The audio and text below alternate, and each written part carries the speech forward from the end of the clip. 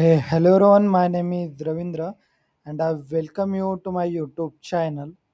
In this video, we are seeing generative pages in the Power Apps. By using this, you can just describe what you have to build. Okay, by using React code in the modern application, it will create a page for you. So let's go and see this feature. So this is a blog just I have written. So in this, all the things are mentioned, what prerequisites required, how you can create. If you need, you can follow this as well. So first prerequisite, your environment must be located in US region. That is already done. Then you need to enable new AI powered copilot feature for people who make app. And then this is just a preview feature, this note is given. So I'm in the environment, go to the manage section, select your environment, in settings,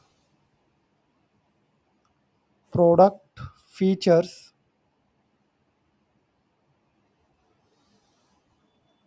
Here you can view this option. Okay,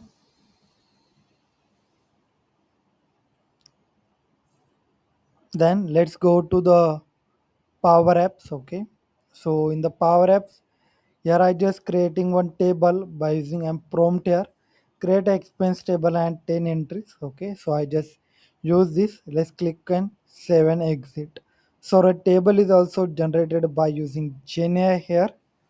Okay, now we will create a model driven application that having the fluent React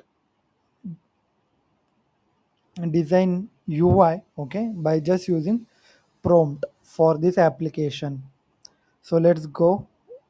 Our table is created now. Now we need to create an application. So for that purpose, we'll go to the app, new app, from the create.